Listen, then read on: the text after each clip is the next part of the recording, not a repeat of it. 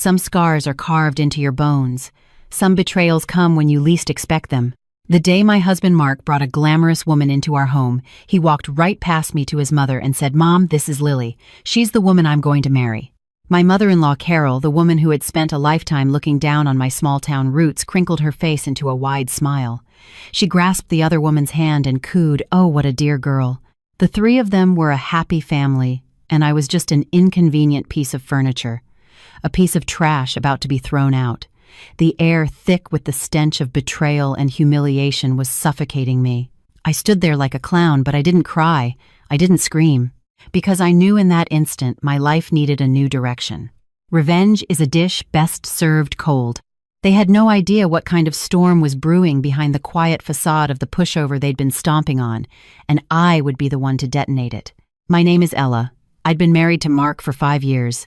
To outsiders, I must have won the lottery to marry a so-called city elite like him.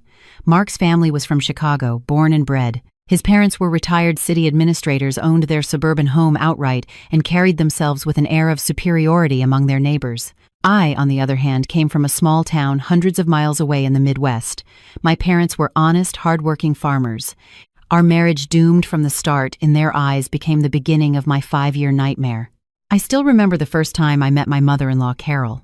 Her critical eyes scanned me from head to toe like an X-ray, finally landing on my shoes, a little dusty from the long bus ride. The corner of her mouth twitched.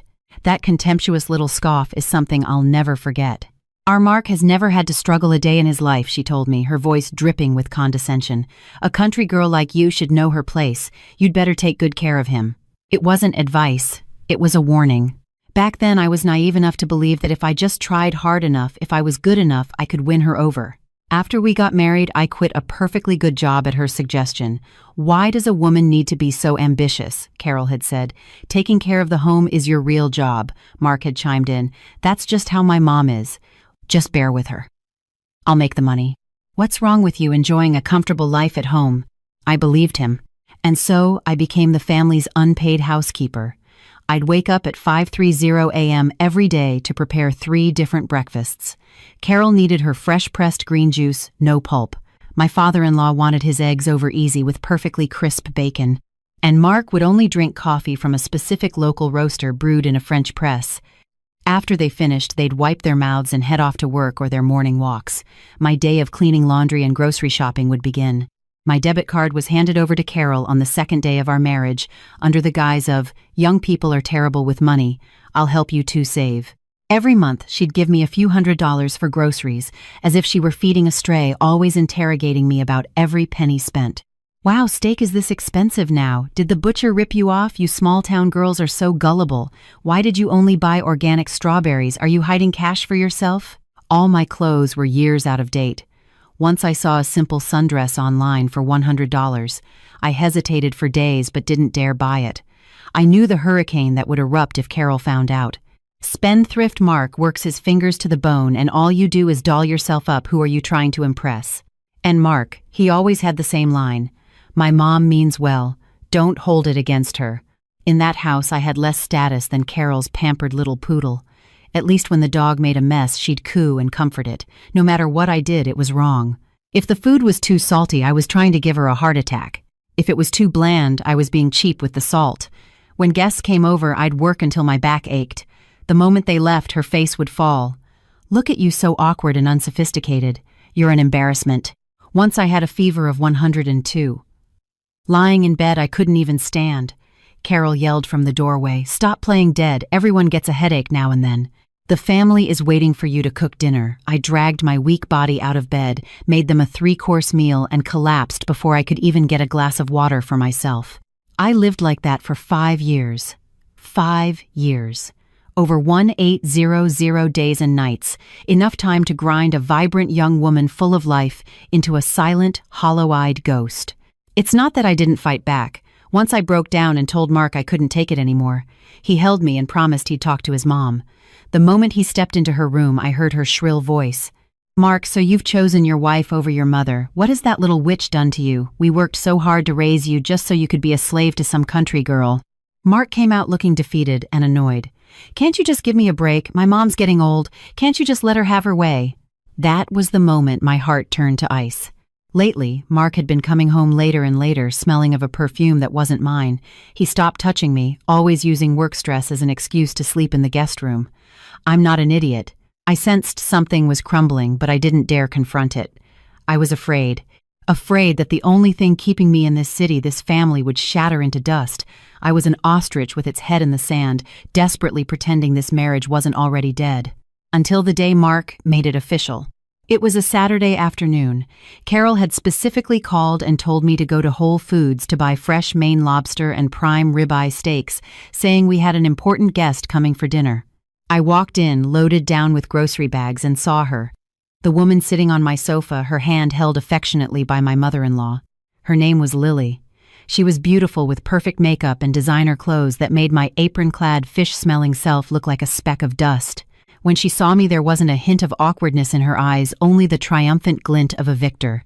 Mark stood beside her, his face filled with a tenderness I had never seen. In that instant, I understood everything. When Carol saw me, her face twisted into a familiar sneer. "Oh, you're finally back," dawdling as usual. "You reek of fish. Get to the kitchen and deal with that stuff before you offend our guest." Her guest looked at me as if I were the hired help. I was frozen. The blood in my veins felt like it had turned to ice. Mark finally spoke, his voice devoid of guilt, only cold finality. "Ella, we need to talk." He pulled me out onto the deck and slid the glass door shut, blocking out the fake laughter from the living room. "You saw Lily. She's a wonderful woman. Good family, very successful. We're in love." And my voice was as dry as sandpaper. "So we're getting a divorce." He stared out at the yard as if he were discussing the weather. "This house is in my parents' name, so you won't get a cent. For old time's sake, I can give you $50,000. As a settlement, $50,000. For 5 years of my youth, 5 years of servitude, 5 years of humiliation." My heart felt like it was being sawed apart by a dull knife, the pain so intense I could barely breathe. I looked at him, the man I had loved for so many years, and he was a complete stranger. "Mark, where is your conscience?" It took all my strength to ask. He finally turned to look at me, his eyes filled with impatience and contempt. "Ella, be realistic. Look at yourself. You're a washed-up housewife with no job and no savings. Without me, you can't even survive in this city. 50,000 is more than generous. Lily is different. Her father is a senior executive at a major corporation. She can help me. She can help our family live a better life. What can you do? Besides housework, you're just dragging me down." Every word was a poisoned arrow, aimed perfectly at my most vulnerable spots. He was right. I was a fool. I had given up everything for this family only to become a worthless burden in his eyes. Suddenly I wanted to laugh. Laugh at my own stupidity, at the cruelty of reality. I took a deep breath, swallowing the bitterness in my throat, and looked him straight in the eye. "Fine. We can get a divorce. But I don't want a single penny of your money." Mark was stunned. He clearly hadn't expected me to agree so easily. I ignored him, turned, and slid open the deck door. In the living room, Carol was happily serving fruit to Lily, as if Lily were her own daughter. "Lily, dear, try these cherries. They're imported, so sweet. Not like some people who can't even tell good from bad," she said, shooting a pointed glance my way. Lily smiled, picked one up, and popped it elegantly into her mouth, her eyes locking with mine in a look of pure triumph. I walked over my face, a mask of calm, and took off my apron, dropping it on the floor. "Mom," I said evenly, "since Mark is bringing her home, I won't be staying in this house anymore." Carol froze for a second, then shrieked. "What's that supposed to mean? Are you trying to threaten us?" "Let me tell you, Ella, we've been wanting to kick a jinx like you out for years. If you leave on your own, you're saving us the trouble." Mark followed me in, immediately shielding Lily as if I were going to attack her. "Ella, don't make a scene. Just pack your things and go." I looked at their faces, and the last shred of affection I had for this family evaporated.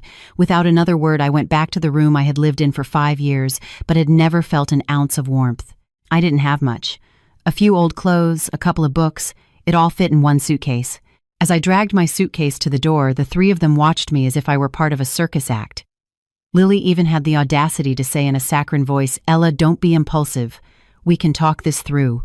The gloating in her tone was unmistakable. I stopped at the doorway and turned back, my gaze sweeping coldly over each of them. "Mark, and you too," I said, my voice quiet but clear. "I, Ella, will remember how you treated me today. I hope you don't live to regret it." Carol scoffed. "Regret it, we couldn't be happier. Now get out." I opened the door and walked out. It slammed shut behind me, sealing off my past. Walking through the tree-lined suburban street, the evening breeze felt cold against my face. I didn't cry. Not a single tear. When your heart dies, the tears dry up. There was only one thought in my mind: I will repay this humiliation 100 times over. I pulled out my phone and found a number I hadn't contacted in years. It belonged to an upperclassman from college, a man whose advances I had once turned down.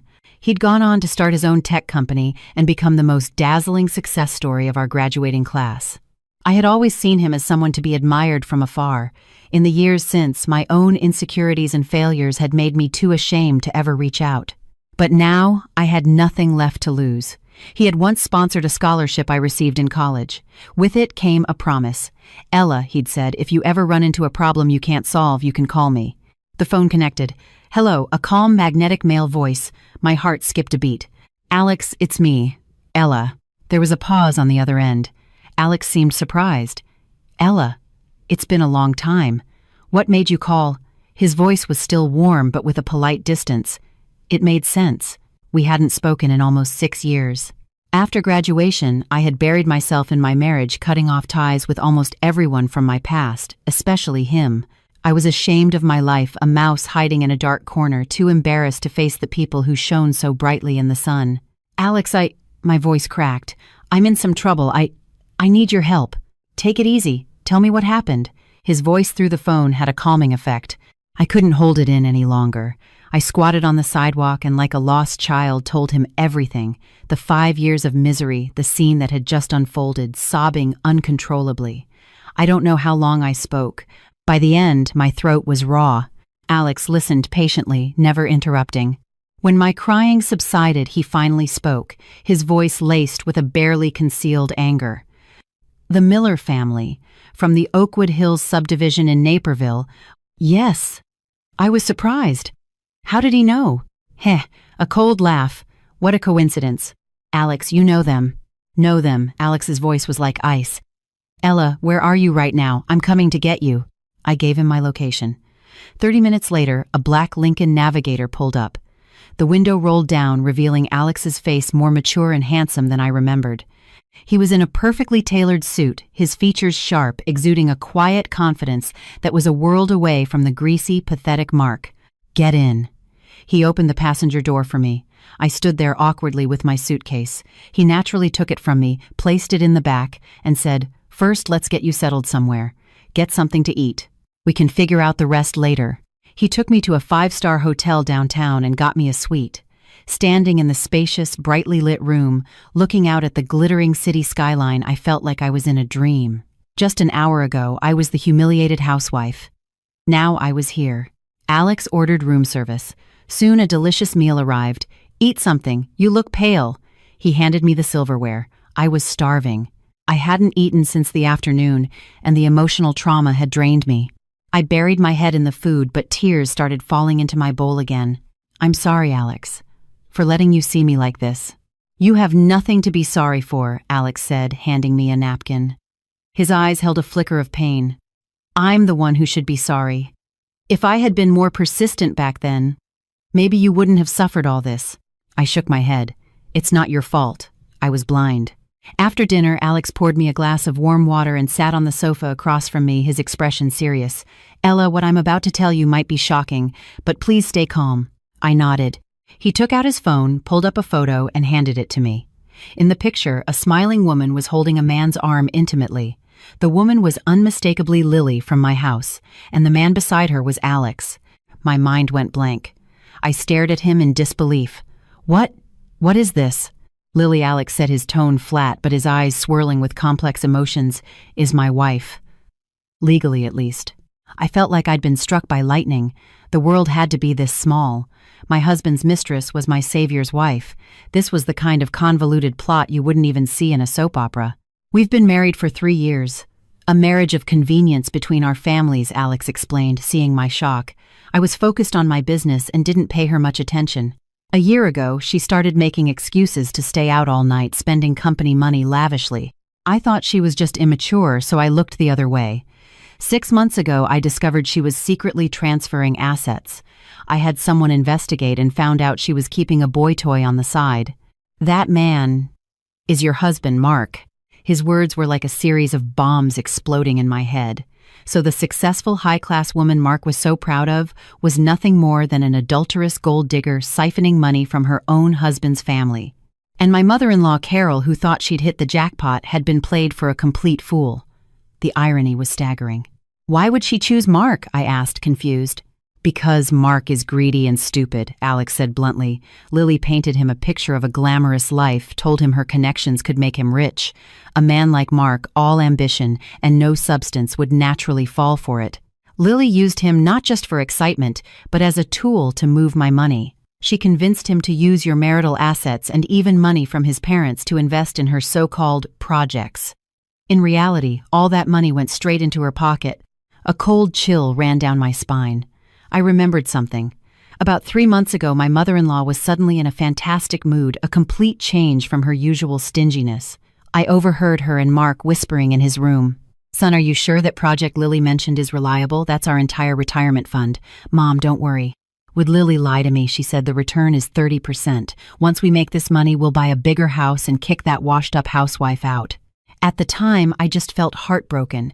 Now I realized their investment was long gone. So, my mother-in-law's retirement savings, gone. Every last cent, Alex confirmed, shattering any last illusions. I suddenly found it all horribly funny.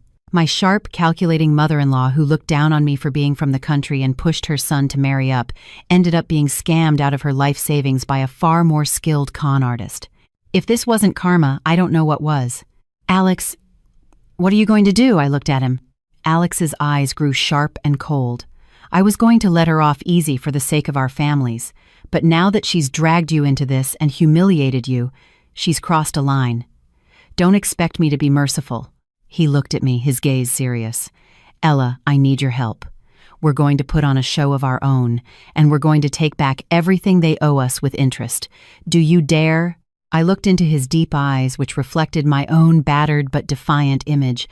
I thought of Carol's cruel face, Mark's heartless expression, and Lily's triumphant smirk. Why should they get away with it? Why should I be the one trampled underfoot while they lived their happy lives built on deceit? No, I wasn't going to take it. The weak, submissive Ella was gone. The moment I walked out that door, she died. The woman standing here now was a phoenix ready to rise from the ashes. I lifted my head, meeting his gaze. The fear and tears in my eyes were replaced by a steely resolve I'd never felt before. "I dare. Tell me what I need to do." A small approving smile touched Alex's lips. "Good," he said. "Step 1, you're going back to that house." What I was stunned. "You have to hit rock bottom to be reborn," Alex said, his eyes like the deep sea. "Go back and pretend you're completely broken. Act remorseful, even subservient to Lily.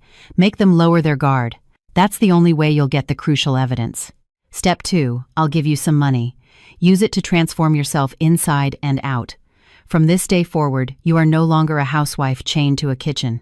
You'll learn about finance, about law, about everything that can make you strong. You will become someone they could never dream of reaching. Step 3, and this is the most important part." He paused, a playful glint in his eye. "At the perfect moment, I will appear in a way they never expect. And you, Ella, will be the leading lady of this spectacular show." Listening to his plan, my dormant heart began to beat wildly, not with fear but with excitement. I could already picture their shocked, regretful, and desperate faces when the truth came out. "Okay," I nodded firmly. "I'll do it." That night, Alex and I talked for hours. Like a master strategist, he laid out every step. I was to be the sharpest weapon in his arsenal, aimed directly at the enemy's heart. The next morning, I returned to my so-called home looking utterly defeated. Carol opened the door. She was surprised to see me then. She crossed her arms, her face a mask of scorn. "What are you doing back here? Weren't you so full of pride, couldn't make it on your own, so you came crawling back?" I kept my head down. "Mom, I was wrong," I whispered, my voice trembling with feigned desperation. "I was just upset yesterday. Please don't kick me out. I don't know how I'll survive without this family." I made sure I looked exhausted, with dark circles under my eyes and a vacant stare, the perfect picture of a woman broken by reality. Carol, who always responded better to submission than defiance, bought it completely. Seeing me so humbled fed her ego. She looked me up and down, her expression softening slightly into one of superior pity.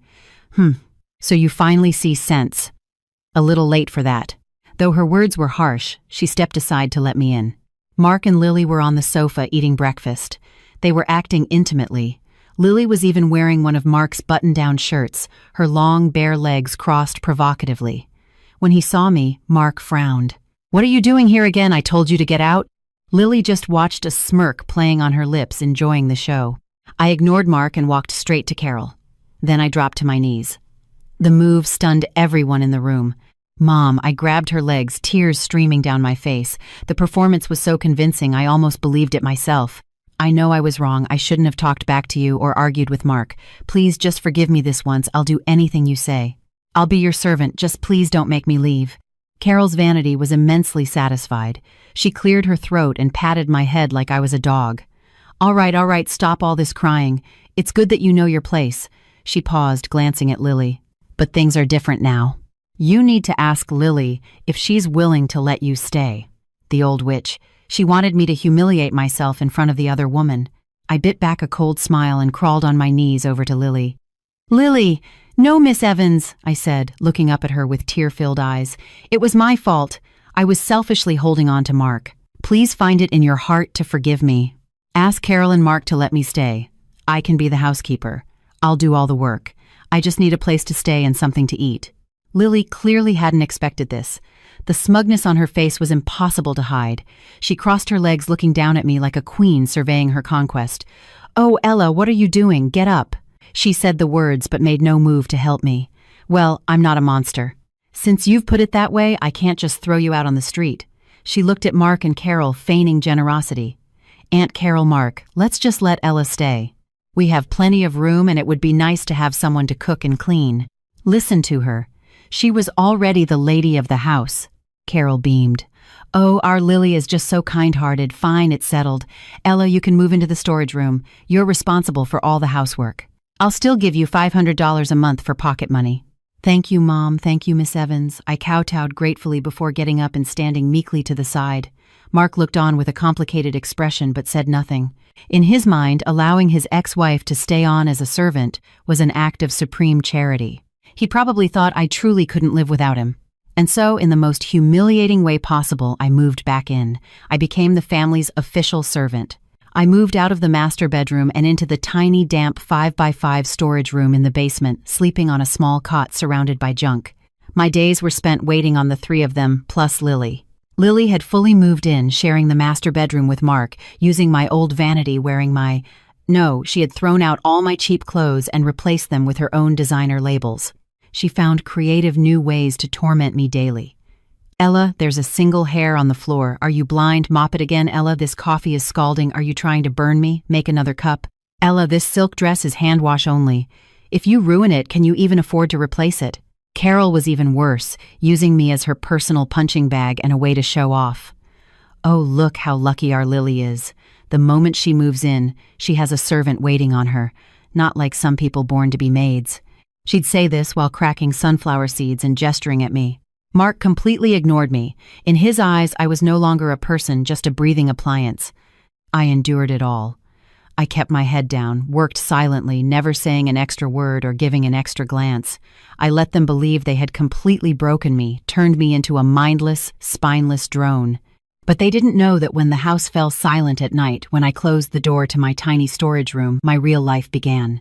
Alex had given me a debit card with $50, 000 on it. "Seed money," he'd said. "The money isn't the issue. What matters is turning it into a weapon for your comeback." I bought a used laptop. Every night after they were all asleep, I'd put on headphones and study like a woman possessed. I enrolled in online finance courses, starting with the basics of stock charts. I audited law school lectures from top universities, memorizing sections of family law and contract law. I followed fashion bloggers, learning about style, makeup, and how to carry myself with confidence. By day, I was the grimy, downtrodden housekeeper. By night, I was a phoenix, gathering strength from the ocean of knowledge, preparing for my rebirth. The stark contrast was a sick, empowering thrill. At the same time, I was secretly gathering evidence. Alex gave me a tiny recording device the size of a button which I sewed into my apron. Carol's verbal abuse, Lily's taunts, Mark's cold indifference, it was all recorded. I also managed to install a pinhole camera in a corner of the study where Mark and Lily discussed their investments. Soon I had recordings of their conversations. "Honey, I've invested your mom's $300, 0 inches that new green energy startup. Don't worry, you'll see the returns next month," came Lily's syrupy voice. "You're amazing, Lily. By the way, I got another $200,000 from my dad. Can you invest that for me too?" Mark's fawning reply. "Of course, baby. Leave it all to me. Once we're rich, we'll buy a private island and live like royalty. We'll never have to look at that miserable Ella again." Listening to the recordings made my blood run cold. Mark hadn't just scammed his mother out of her retirement, he'd taken his father's life savings too. What a filial son. And I sent every bit of it straight to Alex. Things were progressing on Alex's end too. Using his connections, he quickly uncovered all the details of the shell corporation Lily was using to launder the money. An invisible net was closing in, and the prey, still blissfully acting out their happy family charade, had no idea. A month passed. On the outside, I was still the meek Ella. Inside, I was forged from steel. The day of Carol's 60th birthday arrived. She decided to throw a huge party at the house, inviting all their friends and relatives to show off her brilliant and beautiful future daughter-in-law. And of course, to publicly humiliate her clingy ex-daughter-in-law, ensuring I'd give up for good. On the day of the party, I was up at 5 a.m., single-handedly preparing a feast for over 20 people. The living room buzzed with guests. Carol, dressed in a brand-new dress, glowed as she accepted everyone's birthday wishes. Lily stood by her side like the lady of the house, charming and poised. She was especially dressed up, a massive diamond necklace glittering under the lights, drawing envious sighs from the relatives. "Oh, Carol, you're so lucky. Such a beautiful and capable daughter-in-law. Yes, look at Lily's elegance. You can tell she comes from a good family." Carol was grinning from ear to ear. "Oh, you're too kind. Our Lily is just so sensible. Not like some people, useless baggage." Her eyes darted towards the kitchen. I walked out carrying a large platter of steamed sea bass. Every eye in the room turned to me. I was wearing my drab old clothes, a stained apron, my hair a mess, my face etched with exhaustion. Compared to the radiant Lily, I was a shadow. The relatives started whispering.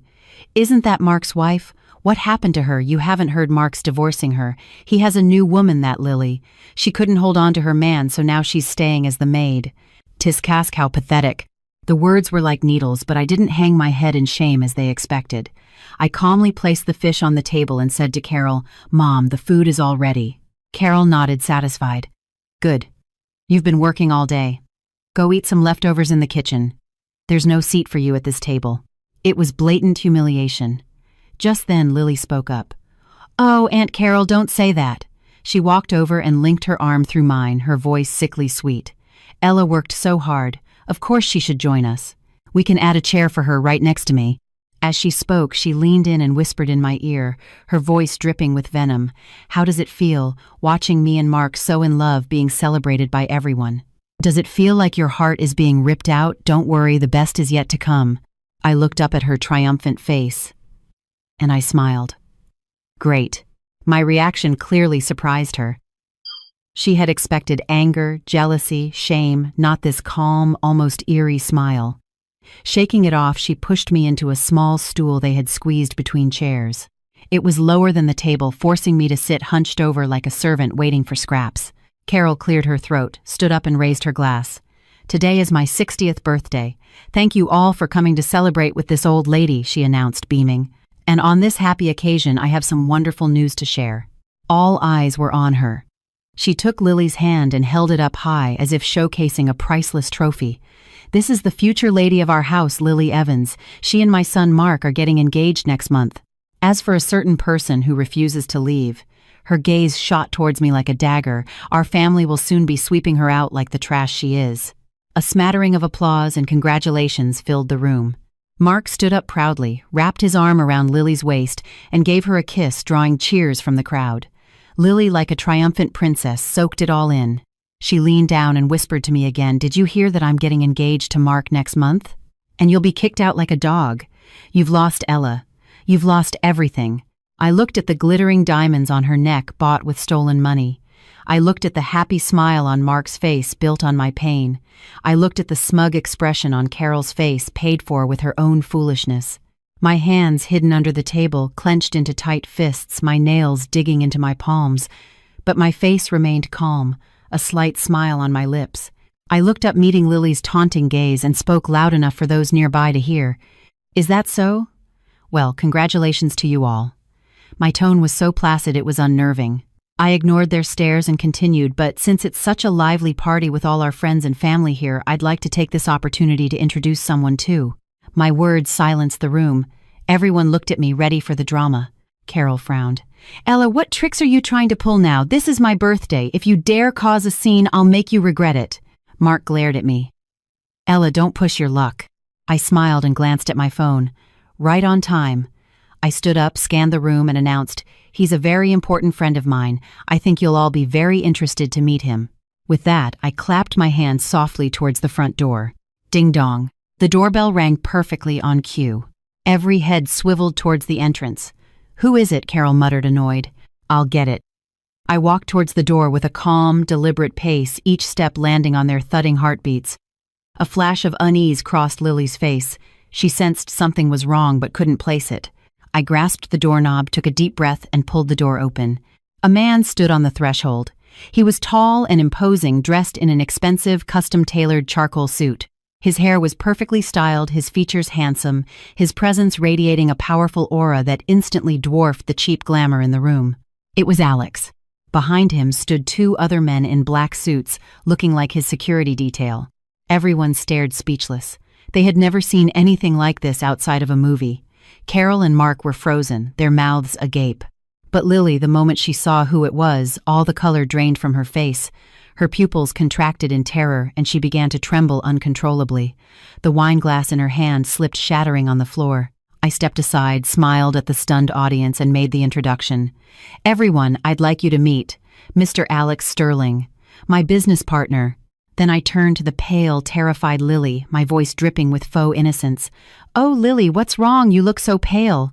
Do you know Mr. Sterling?" Every eye zeroed in on Lily. Her lips trembled, her eyes filled with a desperate fear. In a voice barely louder than a whisper, she choked out a single word. "Husband." Boom. The word was a depth charge exploding in the quiet living room. Everyone was stunned. Husband. This powerful, intimidating man was Lily's husband. Then what was Mark? The golden goose Carol was so proud of was a married woman, an adulteress. In an instant, the expressions on the faces in the room became a priceless collage of shock, disgust, disbelief, and schadenfreude. Carol's face went from red to purple to ashen white. She staggered, nearly collapsing, before a relative caught her. Mark was thunderstruck, rooted to the spot. He stared at Lily, then at the man who outclassed him in every conceivable way, his mind completely short-circuiting. "Lily, is it true?" he stammered. Lily had completely fallen apart. She slumped in her chair, her face gray, unable to speak. As the director of this little play, I simply stood by and savored every delicious moment. Alex's face was unreadable. He strode into the room, his leather shoes clicking on the hardwood floor, each step a hammer blow to the millers' hearts. He stopped in front of Lily, looking down at her with cold, empty eyes. "Hello, darling. It's been a while." His voice was quiet but carried a chilling pressure. "You seem to be enjoying yourself here." He glanced at the gaudy necklace around her neck, a scornful smile playing on his lips. "Using my money to keep your lover in your lover's house. You've got some nerve, Lily." "No, Alex, it's not what you think. Let me explain." Lily finally found her voice scrambling to grab his suit jacket, but he sidestepped her with disgust. "Explain," Alex sneered. "Explain how you used a fake investment scheme to defraud this gentleman and his mother of their $500,000 retirement fund, or explain how you embezzled over $3 million from my company through shell corporations." One of his assistants stepped forward and handed him a folder. Alex slammed it onto the dining table. "This contains every single one of your wire transfers, every hotel receipt from your trysts with Mr. Miller here, and all the evidence of your fraudulent contracts. Lily, you're facing charges for embezzlement and felony fraud. The amount is substantial. I've already called the police. They should be here any minute." At the mention of the police, the last trace of color vanished from Lily's face. She slid from her chair and crumpled to the floor in a heap. Carol's eyes rolled back in her head, and she fainted, collapsing onto the sofa. The room erupted into chaos. Amid the pandemonium, Mark stared at the mess at Lily on the floor, at the damning documents on the table. He finally understood. He had been the world's biggest fool. He'd been played, lost his family's life savings, and worshipped the con artist like a goddess, throwing away his actual wife for her. He whipped his head around to look at me. His eyes were a chaotic mix of shock, regret, and a desperate plea.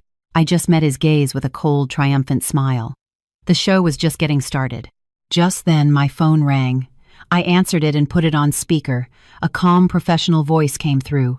"Miss Collins, this is Sarah from your attorney's office. Regarding your divorce proceedings against Mr. Mark Miller and the Division of Assets, we have all the documentation prepared." The lawyer's crisp voice cut through the chaos, every word a sledgehammer blow to Mark's heart. His face turned paler than a ghost's.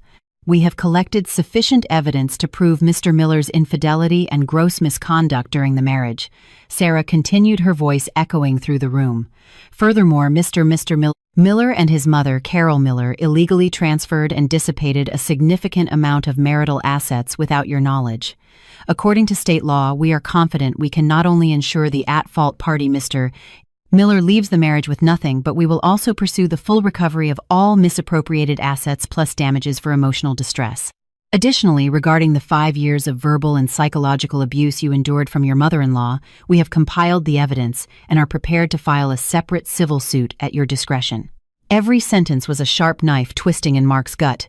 Leave with nothing, recover assets, sue his mom. His mind went blank. He staggered backward, looking at me as if he'd never seen me before. The meek, timid, helpless Ella, who couldn't survive without him. How had she become this terrifying stranger? "No, it's not possible," he mumbled. "Ella, you're bluffing, right?" I hung up the phone and looked at him, my eyes completely void of warmth.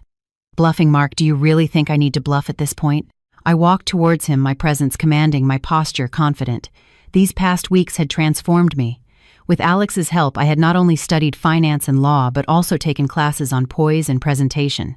I had lost the stress weight, learned to apply subtle professional makeup, and was now wearing a chic, tailored pantsuit.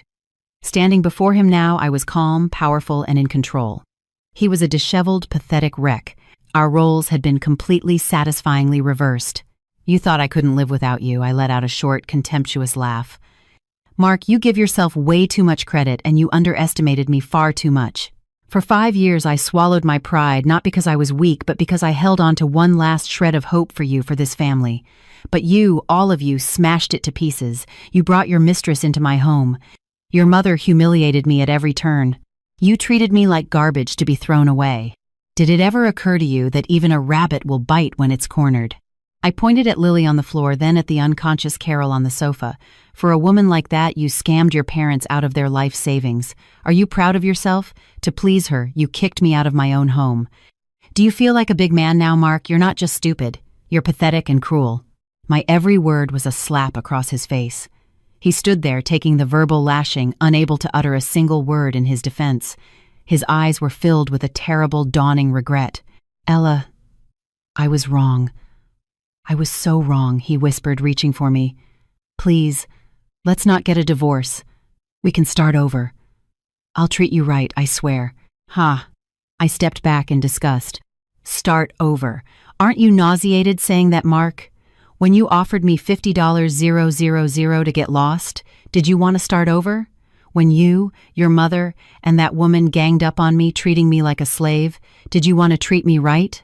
Now that your gold digger is exposed and your family is broke, you remember me. It's too late." My voice was as cold and final as a death sentence. Just then, the wail of sirens grew louder. 2 police officers walked in, took one look at the scene, and walked directly to Lily. "Lily Evans, we have a report you're involved in felony fraud and embezzlement. Please come with us to the station." Lily completely broke down, screaming and struggling, but it was useless. They cuffed her and dragged her away. As she passed me, she shot me a look of pure hatred. "Ella, you bitch, I'll get you for this." I just watched her silent. Why argue with someone whose life was already over? The police took Lily, and an ambulance arrived for Carol. Mark followed the paramedics out in a daze. A lively birthday party had ended in a disastrous, humiliating spectacle. The relatives had already scattered like rats, their parting glances at me filled with a newfound fear and awe. The house was finally quiet. It was just me and Alex. "Thank you, Alex," I said sincerely. "Without him, my revenge would never have been this swift or this complete." Alex looked at me with admiration in his eyes. "This was our victory. You did brilliantly. Better than I ever imagined." "What are your plans now?" he asked. "Win the divorce. Get back what's mine. And start my new life." My gaze was firm and bright. I would never depend on anyone again. I would build the life I wanted with my own 2 hands. Alex smiled, a warm, genuine smile. "If you need anything, just ask." "I will," I nodded. "But I'll be paying you a consultant's fee." He laughed. "Deal." The scandal quickly became the talk of their social circle. The Miller family was a laughingstock. Carol woke up in the hospital, and upon learning her life savings were gone, she had a stroke. She was left paralyzed on one side, her speech slurred. Mark not only had to care for his invalid mother but also face collection agencies and being fired from his job. It turned out some of the money he'd invested was embezzled from his company. When the truth came out, he lost his job and was saddled with enormous debt. Everything he had been so proud of vanished overnight. He started calling and texting me, frantically begging for forgiveness, pleading with me to drop the lawsuit. "Ella, for the 5 years we were married, please let me go. My mom is already like this. What more do you want? How can you be so heartless? Just come back and I'll give you anything. You can control all the finances." I looked at the messages and could only laugh. If he'd had this clarity before, none of this would have happened. I didn't reply to a single one. I just blocked his number. The divorce case, with my excellent lawyer, was a walk in the park. In court, I presented irrefutable evidence of Mark's adultery and the recordings of Carol's long-term abuse. Mark couldn't afford a decent lawyer and crumbled under cross-examination. The judge ruled in my favor. Since Mark was the at-fault party, the vast majority of our assets were awarded to me. The down payment on the house had come from my parents, making it my premarital property. The court ordered the Millers to repay me for all the mortgage payments I had made over the years. I not only got back what was mine, but was also awarded a substantial sum for emotional damages. Walking out of the courthouse that day, the sun was shining. I looked up at the blue sky and took a long, deep breath. I was free. On the day I received the final judgment, I went to an office building, not a hospital. I was there for my own new employee orientation. With Alex's recommendation and the financial knowledge I had crammed, I had successfully landed a job as an assistant investment advisor at one of the city's top brokerage firms. It was an entry-level position, but for someone who had been out of the workforce for 5 years, it was a dream start. I walked into the gleaming skyscraper in a new suit, my head held high. My new life had begun. My work was demanding but fulfilling. I absorbed information like a dry sponge. My hard work paid off. Within 6 months, I had distinguished myself by crafting a brilliant investment strategy for a major client, earning the firm a huge profit. I was promoted to a full-fledged investment advisor, leading my own team. I had used my own abilities to silence all the gossip and prove my worth. With the money from the settlement, I rented a beautifully furnished apartment near my office. I bought myself nice things, beautiful clothes, and started living for myself. I also bought my parents a comfortable condo downtown and brought them to the city to live with me so they could enjoy their retirement. Seeing the pride in their eyes was the greatest reward of all. One day, I got an unexpected visit at work. It was Mark's sister, Jessica. She looked haggard and pleaded with me. "Ella, please, I'm begging you. My mom is paralyzed, my brother's lost his job and is in massive debt. Our house is being foreclosed on. Please help us." I looked at her coolly. "When your family was ganging up on me, where were you, Jessica? You enjoyed the comfortable life my servitude provided.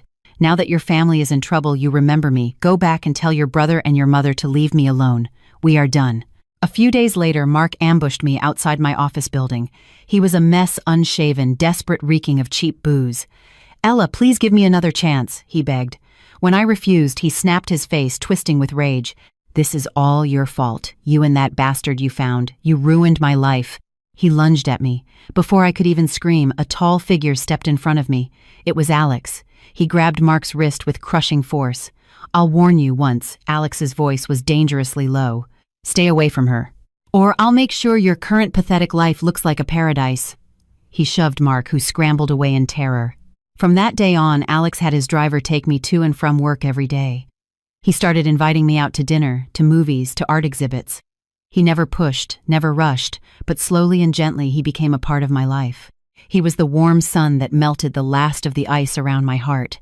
One evening, walking by the river, he stopped and looked at me. Ella, the past is over. The people who hurt you have paid the price. Isn't it time to start looking forward?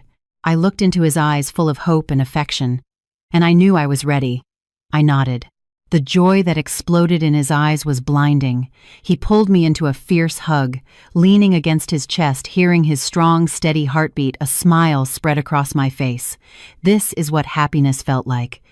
A year later, on a beautiful evening on a mountaintop overlooking the city lights, Alex got down on one knee. "Ella," he said, his voice thick with emotion, holding out a diamond ring. "I know the last marriage left deep scars, but please give me the chance to spend the rest of my life healing them. Marry me." Tears streamed down my face, tears of joy. "Yes," I whispered. "Yes." Our wedding was beautiful. My parents wept with happiness. Alex promised them he would cherish me for the rest of our lives, and he did. He supported my career, celebrated my successes, and loved me unconditionally. A year later, we had a son. Holding my baby in my arms, watching my husband look at us with pure adoration, I felt a profound sense of peace. The betrayal that had almost destroyed me had in the end led me here. It had forced me to find a strength I never knew I had. Sometimes I'd hear scraps of news about the Millers. Mark ended up in a dead-end, low-wage job, permanently crippled by debt and bitterness, forced to care for his invalid mother in a tiny, squalid apartment. They say they fight constantly. Their story is a cautionary tale told in their old neighborhood, a story of greed, cruelty, and karma. But their life is no longer my concern. I have my own story now. One sunny afternoon, I was at the park with my son. Alex called, "Hey, honey, what do you want for dinner tonight? I'll pick it up on my way home." "Anything you choose is fine," I said, smiling. "Okay. See you and our little guy soon."